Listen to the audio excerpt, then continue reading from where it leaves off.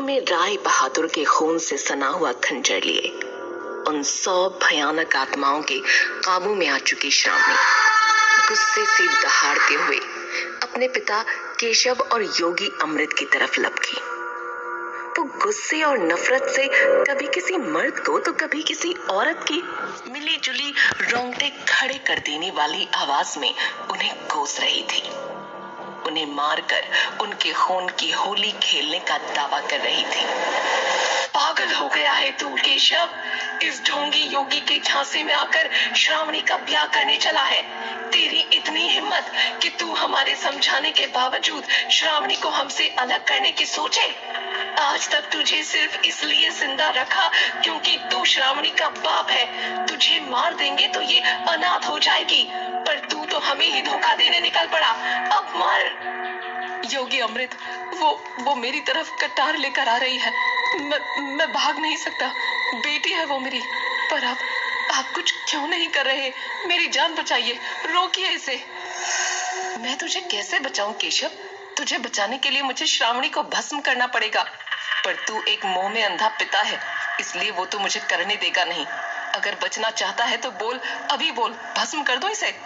नहीं, मुझे मरना मंजूर है, मगर मैं अपनी बेटी को राख होते नहीं देख सकता। श्रावणी को राख होते हुए नहीं देख सकता तो ले, खुद राख हो जा केशव। श्रावणी ने चीखते हुए हवा में छलांग लगाई। योगी अमृत ने केशव को धक्का दिया और उसकी जगह अपना सीना कटवाने को तैयार हो गए। चंदनलाल, पन्ना, गुलाब, किन्नरी, राणावत और वो सभी लोग जो केशव के घर श्रावणी का फैसला करने आए थे, वो सब डर और घबराहट के मारे सुन्न हो गए। किसी भी पल श्रावणी योगी अमृत के सीने पर कूदकर उस खंजर से उनका शरीर छिन्न भिन्न करने वाली थी। पर अचानक केशव के घर के अंदर से मंत्रों की आवाज आने लगी। कोई आदमी केशव के घर के अंदर से मंत्र पढ़ रहा था। वही घर जहां अभी अभी श्रावणी राय बहादुर की लाश बिछा कर आई थी। मंत्रों की आवाज तेज होने लगी। मंत्र उच्चारण एक बलशाली गूंज में बदलने लगा। श्रावणी चीखती तड़पती हवा में ही लटकी रह गई। उसके अंदर की आत्माएं दर्द के मारे चीख पुकार करने लगी। सब गांव वाले हैरान रह गए और योगी अमृत और केशव के पीछे पीछे घर के अंदर भागे। और घर के अंदर पैर रखते ही उन्होंने जो नजारा देखा उसे वो मरते दम तक नहीं भूल सकते थे। जमीन पर अपने ही खून से सना हुआ राय बहादुर तेज प्रताप सिंह अपने मृत शरीर से ही उन मंत्रों का उच्चारण कर रहा था। उसका जमीन पर फैला हुआ खून धीरे धीरे उसके घावों में लौटकर बह रहा था। उसके घाव अपने आप भर रहे थे। उसकी रगों में खून फिर से दौड़ने लगा था और उसकी सांसें लौट रही थी। और अचानक उसके होंठ हिलने लगे और मंत्रों के उच्चारण को पूरा करते हुए राय बहादुर पुनः जीवित होकर उठ खड़ा हुआ। न कोई घाव, न खून की एक बूंद। योगी अमृत मुस्कुराए, मगर बाकी सभी लोग अचरज के मारे बुत हो गए। राय बहादुर ने उन्हें टेढ़ी नजरों से देखा और कहा, क्या लगा तुम सबको कि कोई मामूली आदमी श्रावणी जैसी शापित लड़की से शादी करने आया है? हम जानते हैं कि वो क्या है और उसके अंदर कौन है, और इसलिए हम इसके लिए तैयार थे। जिंदा हैं हम, मरे नहीं। आओ हमारे साथ। जिस तरह सांप किसी बीन बजाने वाले के इशारों पर नाचता है, ठीक उसी तरह सब लोग राय बहादुर के पीछे पीछे घर के बाहर आए। राय बहादुर ने हवा में लटकी हुई श्रावणी की तरफ देखा। श्रावणी पर काबू करने वाली आत्माएं दर्द से कराह रही थीं। राय बहादुर को दोष दे रही थीं, कोस रही थीं कि वो एक बार फिर उन सब के रास्ते में आकर खड़ा हो गया है, मगर वो कभी भी उसे श्रावणी को भयगढ़ की सीमा से बाहर नहीं ले जाने देंगी, चाहे वो उन पर कितना ही आघात क्यों न कर ले। राय बहादुर ने आत्माओं की किसी बात का कोई जवाब नहीं दिया। उसने अपनी शेर जैसी भूरी आंखों से श्रावणी के शरीर को घूरा और आत्माएं शांत हो गईं। उनके शांत होते ही श्रावणी जमीन की तरफ गिरने लगी, पर राय बहादुर ने आगे बढ़कर श्रावणी को किसी नाजुक फूल की तरह अपनी बाहों में समेट लिया।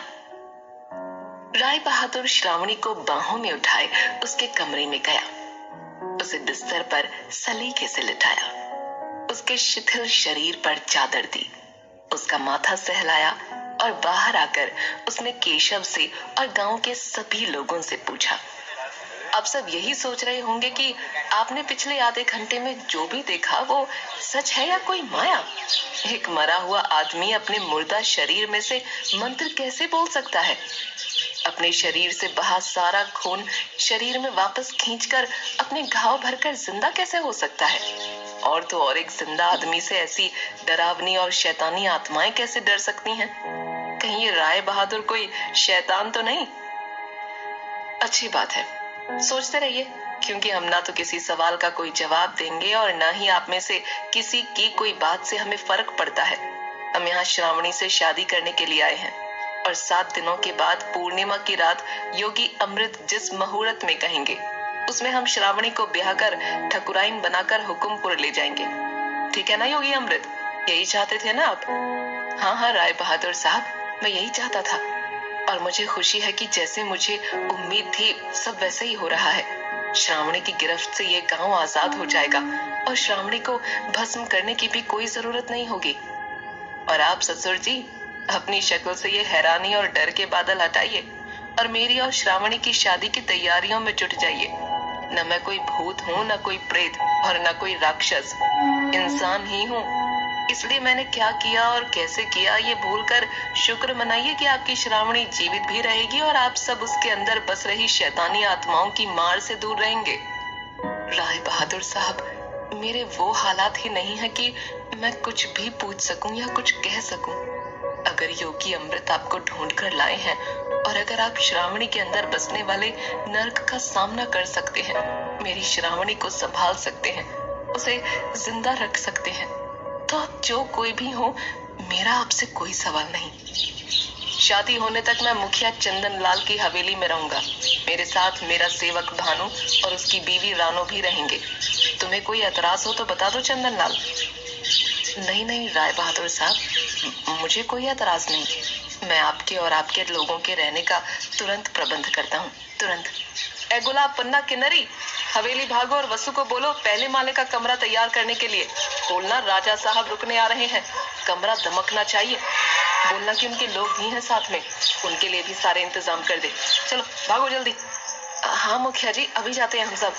राजा साहब की मोटर गाड़ी खड़ी करने की जगह भी बनवाते हैं। राय बहादुर कौन है, क्या है?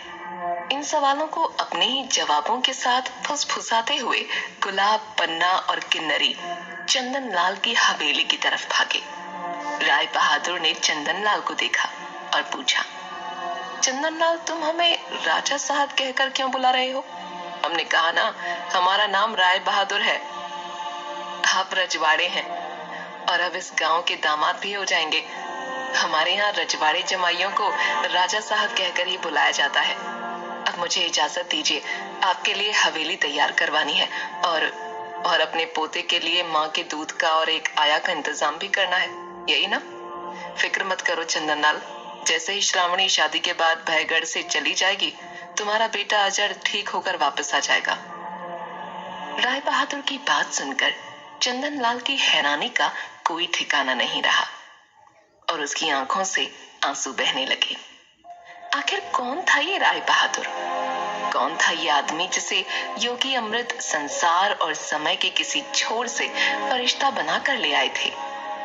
ऐसा क्यों लग रहा था कि जैसे ही आदमी श्रावणी से शादी करेगा वैसे ही भयगढ़ के सारे भय दूर हो जाएंगे। चंदन लाल ने राय बहादुर के सामने हाथ जोड़े और आंसू पोंछता हुआ केशव के घर से चला गया। उसके जाते ही योगी अमृत ने केशव के कंधे पर हाथ रखा और उससे बड़ी संजीदगी से कहा, केशव, शादी से पहले इन 7 दिनों में हमें काफी काम करने होंगे ताकि 7वें दिन श्रावणी और राय बहादुर की शादी बिना किसी रुकावट या अपशगुन के हो जाए। आप बस हुक्म कीजिए योगी अमृत, क्या करना होगा? पहला काम, जिस घर, जिस गांव में श्रावणी का जन्म हुआ था, वहां जाकर हमें यज्ञ करना होगा और उस यज्ञ के बाद उस घर को आग लगाकर उसकी भस्म को जमीन के 6 फुट नीचे दबाना होगा। दूसरा, श्रावणी को 24 घंटे के लिए एक मंदिर में रहना होगा। आत्माएं चीखेंगी, चिल्लाएंगी, उसे मारेंगी, पर किसी भी हालत में वो 24 घंटे पूरे होने से पहले उस मंदिर से नहीं निकल सकती। और तीसरा, श्रावणी को शमशान घाट में बैठकर साधना करनी होगी शादी की 1 रात पहले। और वो साधना क्यों करनी होगी ये मैं तुम्हें नहीं बता सकता। मंदिर में 24 घंटे, शमशान घाट में रात में साधना, ये सब श्रावणी कैसे कर सकेगी? वो आत्माएं अपने दर्द से ही उसे मार डालेंगी। ऐसा कुछ नहीं होगा ससुर जी, आपसे ज्यादा उन आत्माओं को श्रावणी की जान प्यारी है। ये सब उपाय मुश्किल होंगे मगर श्रावणी इन्हें पूरा कर लेगी। और मैं हूं ना, तो आपको किस बात की फिक्र है? चाहे मुझे श्रावणी का हाथ पकड़कर ही ये उपाय पूरे क्यों ना करवाने पड़े, मैं करवाऊंगा। पर उससे पहले श्रावणी को बताना होगा कि उसकी शादी हो रही है मेरे साथ। ओह, ये तो मैंने सोचा ही नहीं। श्रावणी तो जानती भी नहीं कि उसकी शादी तय हो गई है आपके साथ। मैं उससे बात करता हूँ, पता नहीं वो मानेगी भी या नहीं। कैसे मनाऊंगा मैं उसे? श्रावणी को आप नहीं, मैं मनाऊंगा। श्रावणी से शादी की बात आप नहीं, मैं करूंगा ससुर जी। ये कोई आम शादी नहीं है जहाँ लड़के और लड़की के पास हाँ या ना कहने की आजादी हो। ये राय बहादुर तेज प्रताप सिंह की एक गैर मामूली लड़की से शादी है जिसके अंदर आत्माओं का वास है। श्रावणी चाहे या ना चाहे ये शादी तो होकर रहेगी और यही बात मैं उसे साफ साफ बताने जा रहा हूँ अभी। मगर केशव की अगर मगर सुनने के लिए राय बहादुर रुके नहीं। पलटकर सीधे श्रावणी के कमरे के अंदर चले गए और अंदर जाते ही उनकी आहट सुनकर श्रावणी की नींद टूट गई और वो झट से उठकर बिस्तर पर बैठ गई। उसकी हैरान हरी आंखें, माथे पर आ रहा पसीना साफ बता रहा था कि उसे ये याद भी नहीं कि राय बहादुर से वो मिल चुकी है। खंजर मारकर उनकी जान लेने वाली बात याद रखना तो दूर की बात है। श्रावणी ने झट से डरकर पूछा, आप कौन हैं और मेरे कमरे में क्या कर रहे हैं? बापू कहाँ है? बापू! तुम्हारे बापू इस कमरे के बाहर ही हैं श्रावणी, घबराओ मत। उन्होंने ही मुझे तुमसे बात करने के लिए भेजा है, इसलिए डरो नहीं, मुझसे तुम्हें कोई खतरा नहीं। आप हैं कौन और बापू आपको मुझसे बात करने क्यों भेजेंगे भला? ऐसी कौन सी बात है जिसे करने के लिए किसी अनजान आदमी को मेरे पास भेजेंगे? अनजान आदमी नहीं हूं मैं श्रावणी, मैं तुम्हारा होने वाला पति हूँ। इस तरह हैरान होकर मुझे अपनी इन हरी आंखों से मत देखो, मैं सही कह रहा हूँ। 7 दिनों के अंदर तुम्हारी मुझसे शादी है। राय बहादुर तेज प्रताप सिंह से शादी है तुम्हारी। राय बहादुर की बात सुनकर श्रावणी हैरानी और घबराहट से कांप उठी। उसे कुछ समझ नहीं आ रहा था कि क्या हो रहा है, ये आदमी कौन है और किस शादी की बात कर रहा है।